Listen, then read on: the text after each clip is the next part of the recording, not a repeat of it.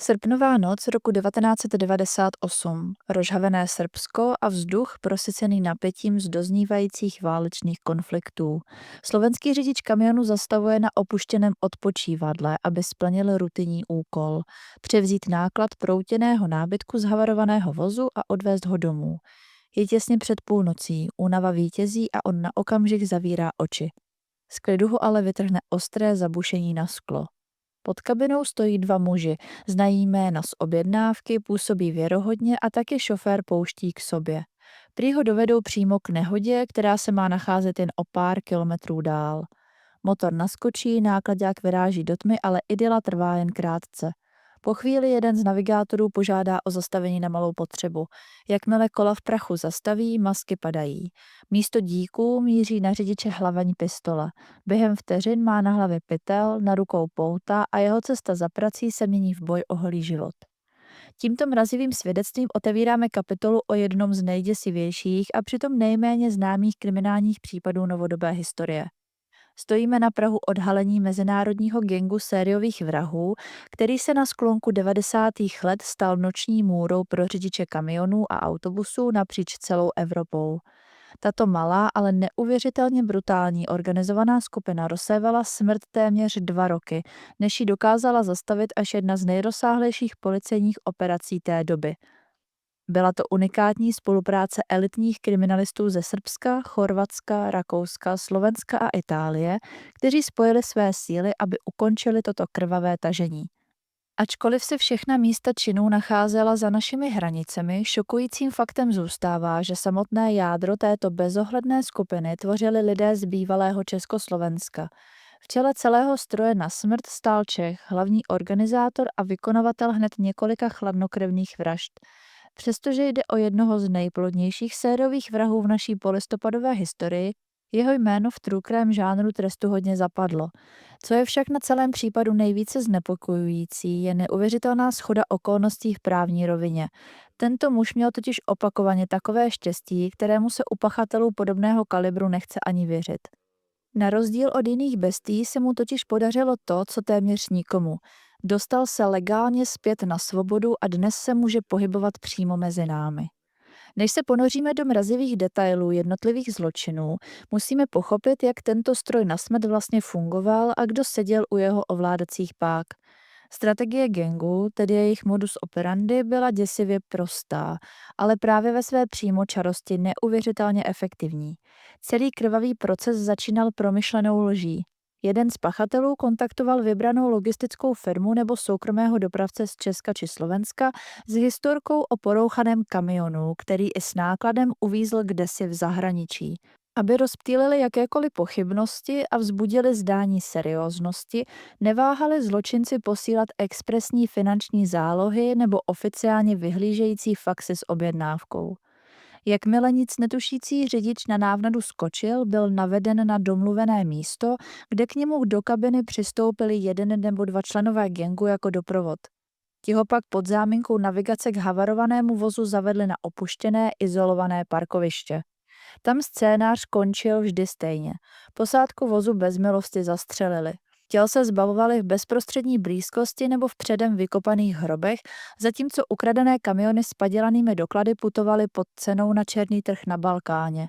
Odhaduje se, že tímto brutálním způsobem gang připravil o život možná až 10 lidí, přestože hlavnímu aktérovi byly nakonec u soudu prokázány jen 4 vraždy. V čele této bezohledné mašinérie stál Čech Vlastimil Nekl, mozek celé skupiny a její vůdčí postava. Jeho nejbližším komplicem a pravou rukou byl Slovák Daniel Medek, kterého doplňoval další krajan Andrej Mazáň. Podle srbských vyšetřovatelů se na činnosti gangu podíleli ještě další 2 Slováci, jedna občanka Polska a síť balkánských spolupracovníků. Ti měli na starosti především legalizaci a prodej uloupených vozů, ovšem podle závěru soudu tito prostředníci netušili, že kamiony, které prodávají, jsou vykoupeny lidskou krví. Než se dostaneme k činům, které skončily u soudu, musíme poodhalit temná místa vyšetřování.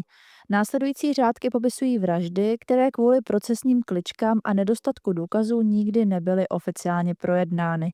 Jejich rekonstrukce je proto strohá a vychází z policejních předpokladů a nepřímých svědectví.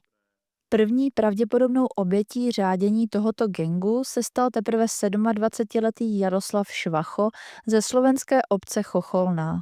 Psal se rok 1998, když Jaroslava telefonicky kontaktoval muž vystupující jako zástupce slovenské spediční firmy. Nabídka zněla jasně: zajet do Srbska a přepravit odtud náklad sušeného ovoce. Majitel kamionu si v dobré víře identitu volajícího neprověřil a zakázku přijal. Byla to osudová chyba. Jakmile Švacho dorazil na smluvené místo u benzínové pumpy za městem Subotica, past sklapla. Pachatelé na něj už čekali. Pod záminkou navigace ho zavedli na odlehlé parkoviště, kde mladého řidiče bez milosti zastřelili. Jeho tělo pak pod rouškou noci zakopali někde v okolních polích. Protože jediný obviněný, který později s policií spolupracoval, nebyl schopen v noční krajině přesně určit místo hrobu, Jaroslavovo tělo se nikdy nepodařilo nalézt. Pro rodinu tak tento příběh zůstává otevřenou ránou, která se nikdy nedočkala spravedlnosti. Další tragický osud potkal 32letého Miroslava Urbance z Bratislavy. Tenhle chlap se snažil jen poctivě žít. Svůj odtahový vůz nechával zaparkovaný u jedné z bratislavských benzínek s jasným nápisem a telefonním číslem pro zákazníky v nouzi. Jednoho dne mu zavolal muž s naléhavou prosbou. Prý se mu u rakouského městečka porouchalo auto a nutně potřebuje odtah. Miroslav neváhal a vyrazil na pomoc. Na smluveném místě ho ale místo vděčného řidiče čekaly 2 hlavně pistolí. Pachatelé chtěli jeho odtahovku, jenže narazili na odpor. Miroslav se nezalekl a začal se prát o svůj majetek i život. V nastalé potyčce ho vrahové chladnokrevně zastřelili, jeho tělo narychlo zaházeli větvemi nedaleko silnice a zmizeli. Policie ho objevila hned druhý den ráno. Jen o něco později se do hledáčku gangu dostal 38letý Josef Mistrík z Martina. Jeho šéf ho vyslal k chorvatské obci Vinkovci, aby tam z porouchaného kamionu vyzvedl náklad a převezl ho na Slovensko. Josef původně plánoval, že na cestu vezme svou 13letou dceru, aby spolu strávili nějaký čas. Nakonec si to ale rozmyslel, v objednávce totiž stálo, že má vzít zpátky i 2člennou posádku onoho rozbitého vozu a v kabině by tak nebylo místo. To rozhodnutí dost možná zachránilo jeho dceři život, jemu ho ale nevrátilo. Josef se z Chorvatska nikdy nevrátil zpět a jeho tělo zůstává dodnes nenalezeno. Podobně děsivý scénář se zřejmě odehrál i v případě 28letého Emila Chlivenyho z Bánoviec nad Bebravou. Skupina ho podle všeho vlákala do pasti a popravila někde u chorvatské obce Županja. Stejně jako u mnoha dalších obětí tohoto československého komanda smrti, i po Emilovi zůstal jen prázdný spis v archivu pohřešovaných. Jeho hrob balkánská země dosud nevydala. Vrazi svou pozornost v zápětí upřeli na slunnou Itálii, kde se jejich další obětí stal 30letý Jaroslav Uličný ze Spišské Nové Vsi. Scénář byl opět stejný. Lákavá nabídka na přepravu, která Jaroslava zavedla na jih. Jeho osud zůstal dlouho zahalen tajemstvím, dokud policie po více než 2 letech nenarazila na děsivý nález. Jaroslavovo tělo neúctivě zabalené do nylonového pytle vrahové bez váhání svrhli do hluboké rokle lemující cestu mezi městy Moggia a Pontebba nedaleko Udine. V italském regionu Friuli pravděpodobně vyhasl i život 39letého Josefa Naděje z Tonkověc. U firmy, pro kterou Josef pracoval, se gang ohlásil s novou propracovanou legendou. Tvrdili, že jejich původní řidič, který měl přepravit náklad palet z italské Ponteby do Trnavy, tragicky havaroval a nyní bojuje o život v nemocnici. Pachatelé si tento tah naplánovali s mrazivou přesností, zavolali v pátek odpoledne, těsně před koncem pracovní doby. Spoléhali na to, že ve víkendovém spěchu a snaze pomoci kolegovi v nouzi nebude firma objednávku nijak hloubkově prověřovat. Netušili, že tímto telefonátem posílají Josefa přímo do rukou katů. Nyní se dostáváme ke zlomovým okamžikům, které už nejsou jen předmětem policejních dohadů. Následující činy byly podrobně rozpleteny u soudu a pachatelé za ně byli pravomocně odsouzeni. Právě díky soudnímu spisu můžeme dnes s mrazivou přesností rekonstruovat, co se tehdy v kabinách vozů odehrávalo. Vše začalo koncem prosince 1998, kdy se gang zaměřil na brněnskou společnost Rusolia Turist. Scénář byl tentokrát upraven pro přepravu osob. Falešní zástupci slovenské firmy tvrdili, že se jim v Bosenské Subotici porouchal autobus a potřebují narychlo přepravit skupinu cestujících na Slovensko. Firma na místo okamžitě vyslala luxusní Mercedes 404 se 2 zkušenými řidiči albánské národnosti. Dne 30.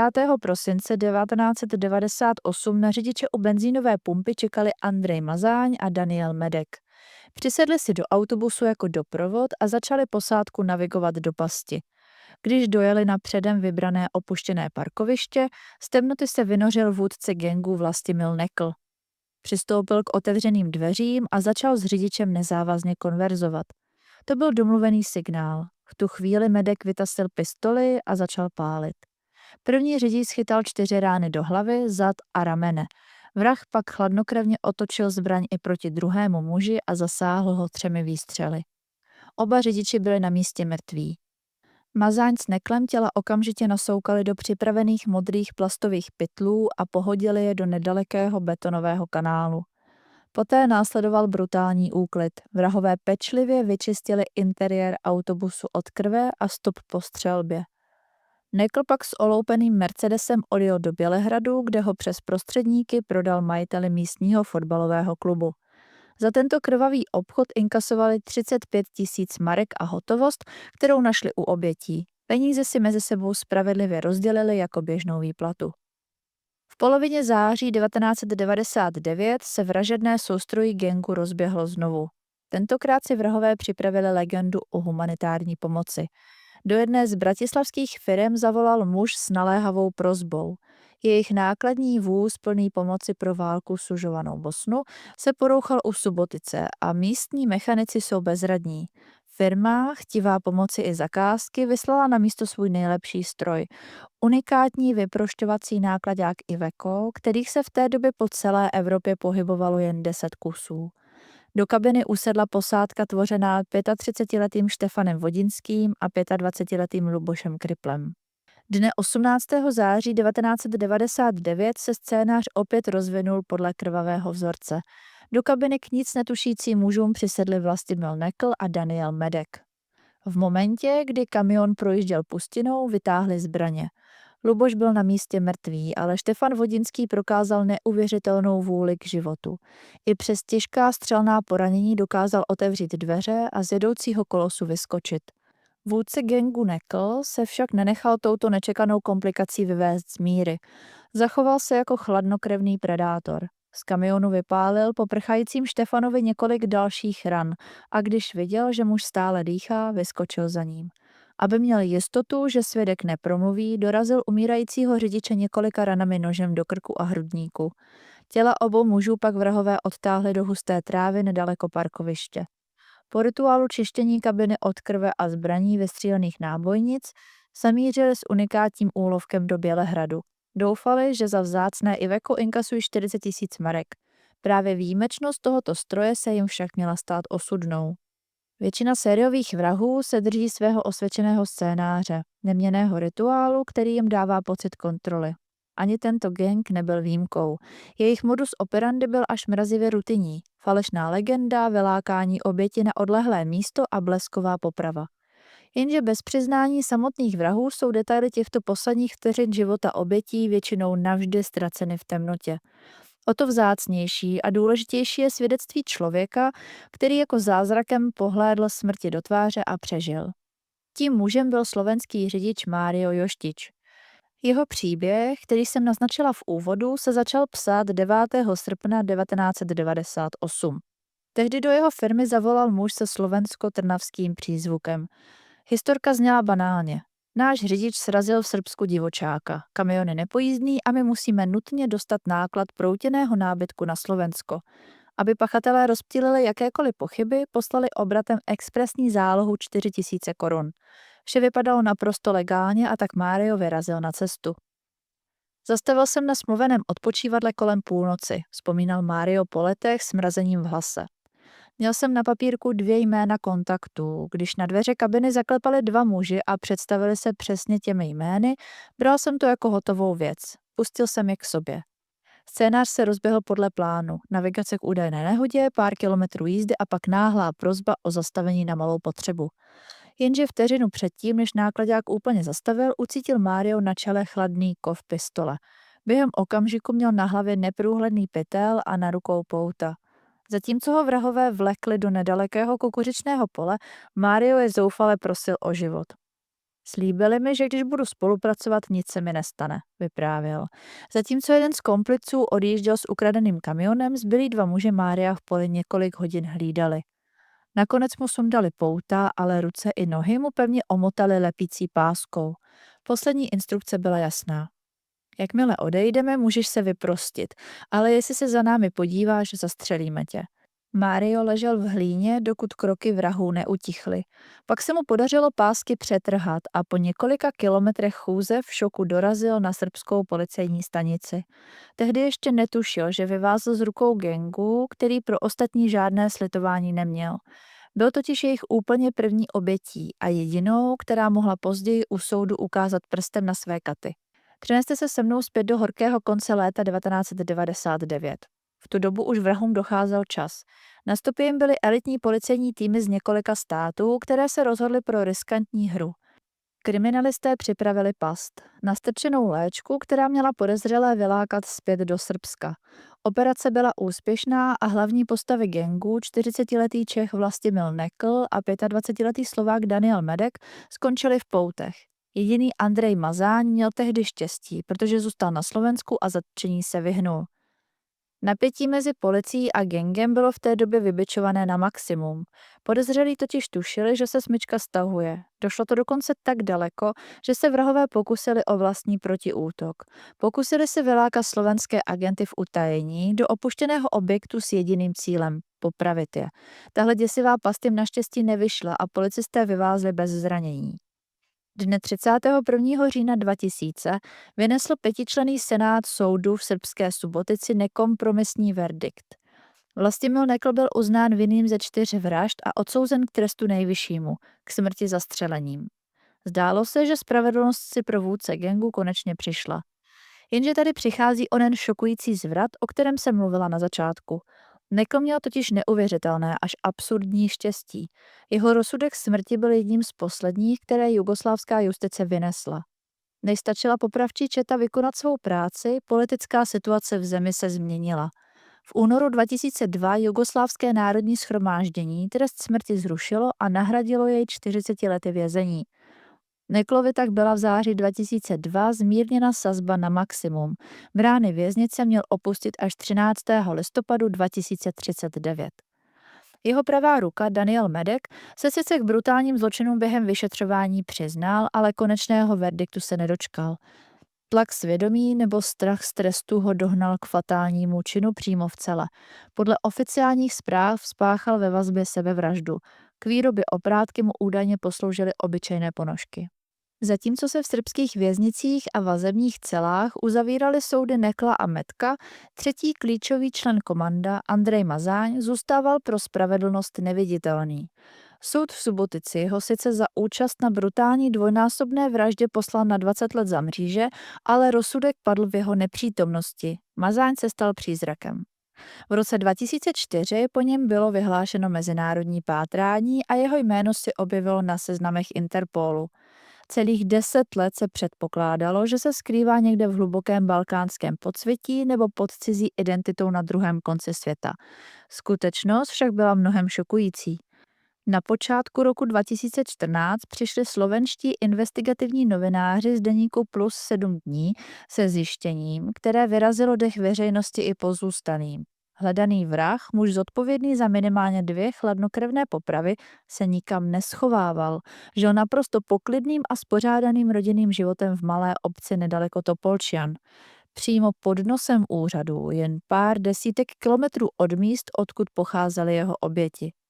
Když novináři svůj šokující objev nahlásili, očekávali bleskovou policejní razii.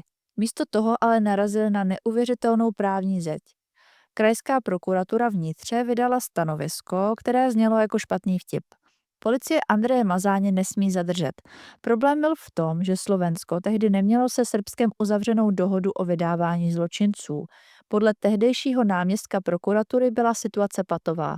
Mazáň mohl být zatčen pouze v případě, že by srbská strana oficiálně požádala slovenské ministerstvo spravedlnosti o uznání rozsudku a slovenský soud by s tím souhlasil.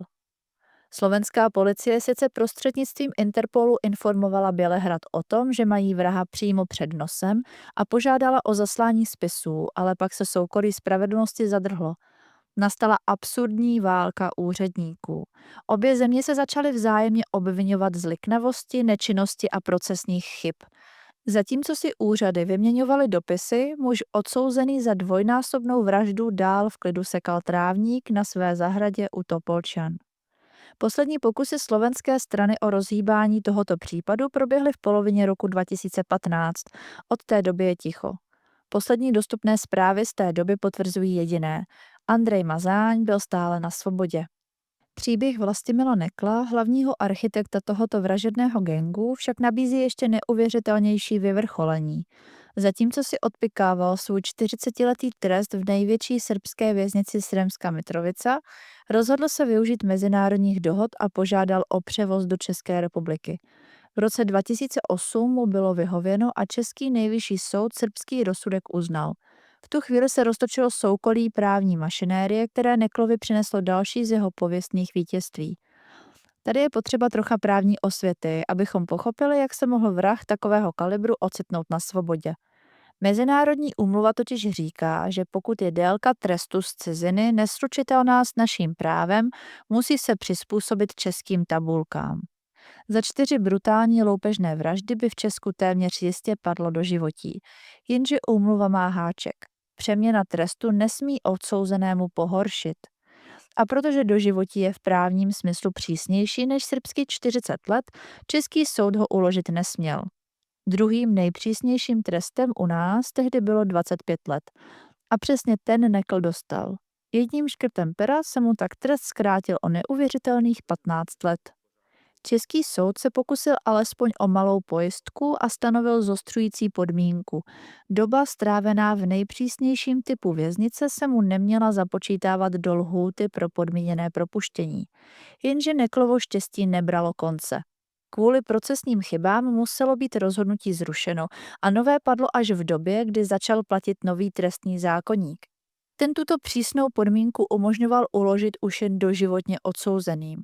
Nekl z toho tak znovu vyklouzl s čistým 25letým trestem. Vrahovi to ale stále nebylo dost.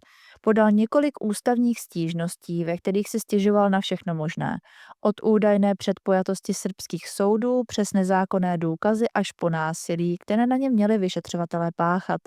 Namítal dokonce, že i jeho komplic Medek byl k doznání přinucen násilím.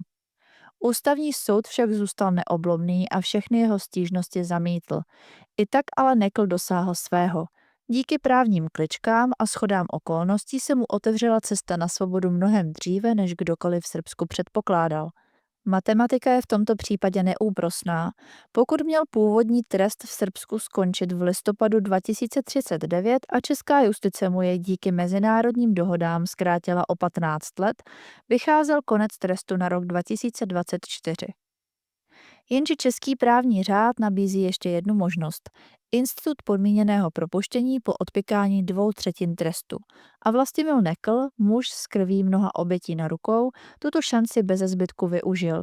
Je to k nevíře, ale pravděpodobně nejplodnější polistopadový sériový vrah se v roce 2021 dostal legálně na svobodu. Zatímco doživotně odsouzení vězni s polovičním počtem obětí mohou o čerstvém vzduchu jen snít, Nekl si vychutnával nabitou volnost, ale jak se dalo u člověka s jeho historií očekávat, klidný důchod v plánu neměl. Přestože byl v té době již téměř nepohyblivý a pobýval v domově seniorů, jeho mysl stále pracovala na plné obrátky v kriminálních schématech. Prakticky z invalidního vozíku začal spřádat plán, který svou drzostí šokoval i zkušené kriminalisty. Cílem měl být jeden z nejbohatších Čechů, realitní magnát a miliardář. Nekl ho plánoval unést a násilím přinutit k převodu 80 milionů korun. Protože mu však tělo vypovídalo službu, schánil si na špinavou práci komplice mezi bývalými spoluvězni. To se mu také stalo osudným. Jeden z oslovených mužů totiž nechtěl mít s brutálním plánem nic společného a šel na policii. Jako ze zdravotního důvodu nemohl sám tohle udělat, ale prostě měl plán o únos nějakého developera, který měl mít možnost disponovat s větší částkou peněz. Nekl počítal s tím, že se oběti po zaplacení zbaví. Jak sám s mrazivým klidem prohlásil: vezmu ho do Egypta na dovolenou a vrátím se sám. Smyčka se stáhla během roku 2024, kdy byl Nekl vzat do vazby. Před soudem se pokoušel o svou poslední velkou roli. Tvrdil, že o únosu sice mluvil, ale všechno to byla jen hra. Prý se tak trochu nudil a chtěl jen dostat své známé do problémů s policií jako pomstu za staré křivdy. Snažíte se mě démonizovat, hájil se u hlavního líčení. Krajský soud v Ústí nad Labem mu ale tuto historku neuvěřil.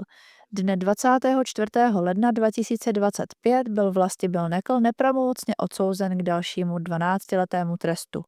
Případ následně zamířil k Vrchnímu soudu v Praze, který tento trest potvrdil. Děkuji, že jste sledovali Hlas temnoty. Pokud mě chcete podpořit, budu ráda za like na video a odběr mého kanálu. Nový případ vychází každou neděli v 17 hodin.